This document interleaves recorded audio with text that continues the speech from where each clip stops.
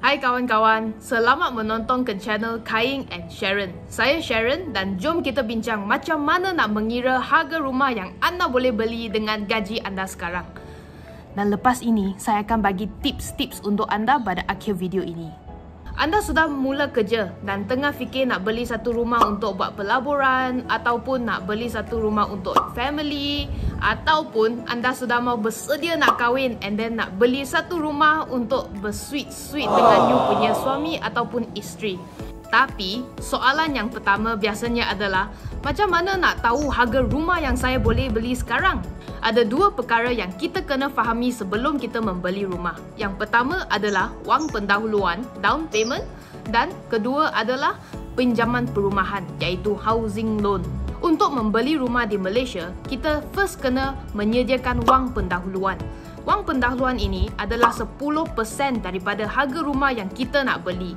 Tetapi selain daripada wang pendahuluan ni, masa kita nak move on to beli kita punya rumah, kita pun kena bayar charge perjanjian jual beli, duty stamp dan yuran guaman membeli hartanah. Semua ini kiraan dia macam ini.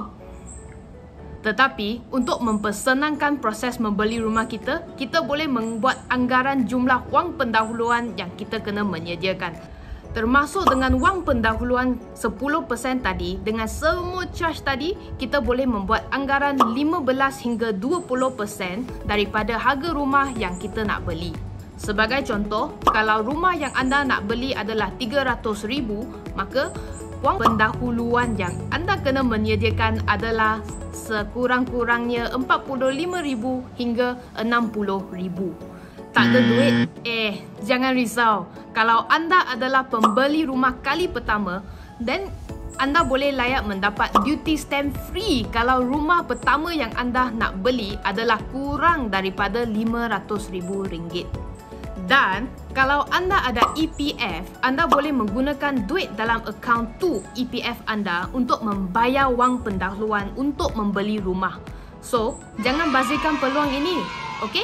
Settle. Next, kita move on ke pinjaman perumahan. Ada 3 faktor yang sangat penting dalam pinjaman perumahan. Yang pertama adalah jumlah pinjaman, kedua adalah kadar faedah pinjaman dan ketiga adalah tempoh pinjaman. Untuk pengetahuan kawan-kawan, tempoh pinjaman perumahan yang maksimum kita boleh ambil adalah 35 tahun ataupun sampai kita berumur 70 tahun, yang mana lebih awal. Kadar faedah pinjaman pula bergantung dengan keadaan ekonomik dan pihak bank. Jumlah pinjaman bank adalah maksimum 90% daripada harga rumah yang anda ingin membelikan. Jumlah peminjaman yang anda boleh mendapati juga bergantung dengan gaji dan komitmen bulanan anda. Yang ini dipanggilkan nisbah khidmat hutang iaitu Debt Service Ratio (DSR). Sebenarnya, ada banyak kalkulator online yang sudah tersedia yang boleh membantu memutuskan berapa jumlah pinjaman yang anda boleh layak mendapati. Saya akan meletakkan beberapa link kalkulator ini dekat description video ini. Tetapi, kita kena first fahami macam mana kiraan dia supaya kita boleh meningkatkan peluang kita mendapatkan pinjaman yang cantik. Jumlah pinjaman perumahan adalah bergantung kepada gaji dan komitmen bulanan kita, iaitu nisbah khidmat hutang (DSR). Pihak bank akan memastikan DSR kita tidak melepas 70% supaya kita masih boleh menjalankan aktiviti-aktiviti seharian kita seperti makan, mengisi minyak kereta, untuk makan anak-anak dan sebagainya. Nisbah ini juga berbeza mengikuti bank-bank yang berbeza. Untuk mengira DSR ini, kita first kena mengira berapa jumlah komitmen bulanan kita seperti PTPTN, kredit kad, ansuran kereta dan sebagainya. Sebagai contoh, katakan komitmen bulanan anda adalah PTPTN RM200, ansuran kereta RM500 dan kad kredit RM250.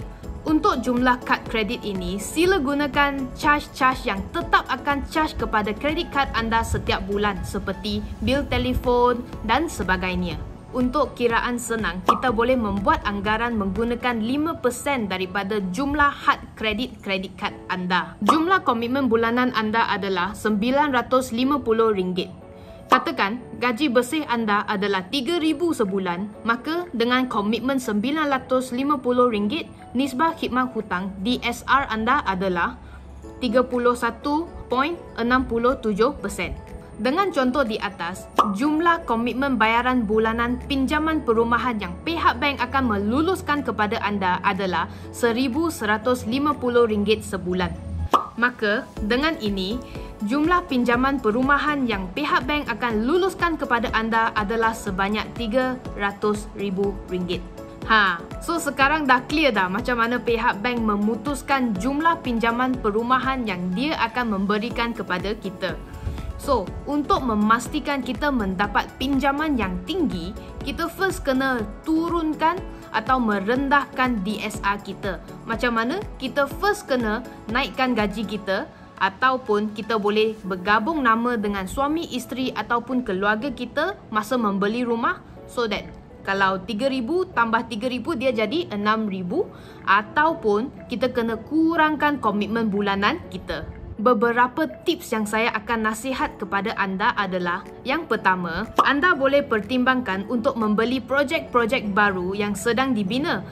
Ada package-package yang diberikan daripada pihak pemaju yang mengurangkan wang pendahuluan yang anda kena beri, ataupun bagi free yuran peguaman, free duty stamp dan sebagainya.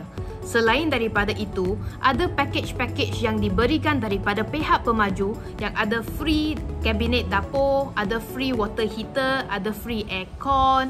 So dalam aspek ini, anda akan berjimat dalam kos pengubahsuaian berbanding dengan membeli rumah lama. Tips kedua, seperti kita bincangkan tadi, kita boleh mengeluarkan duit daripada akaun 2EPF kita sebagai wang pendahuluan. So, no money, no problem. Tips yang ketiga adalah, kalau anda adalah pembeli rumah kali pertama, maka anda layak untuk mendapat duty stamp yang free kalau rumah anda adalah kurang daripada RM500,000. So, jangan lupa untuk memohon faedah ini daripada kerajaan kita. Tips yang keempat adalah, anda boleh menggabungkan nama masa membeli rumah dengan family-family, adik-beradik ataupun isteri suami anda untuk melebihkan peluang anda mendapat pinjaman rumah yang tinggi. Tips yang terakhir adalah, sebenarnya kerajaan kita ada menyediakan banyak skim-skim untuk membantu rakyat membeli rumah. So, kita akan membincang tentang skim-skim ini dalam video seterusnya. Okeylah kawan-kawan, itu sahaja untuk video ini. Saya terima kasih anda semua banyak-banyak sebab mengambil masa untuk menonton video ini. Saya berharap anda semua ada belajar benda baru hari ini, dan kalau ada apa-apa pertanyaan, boleh terus WhatsApp saya. Link saya ada dekat description video ini. Ingat ya, membeli rumah adalah satu pelaburan yang sangat-sangat penting, dan saya berharap anda semua akan membuat kajian betul-betul sebelum membeli rumah anda. Terima kasih sekali lagi. Bye-bye.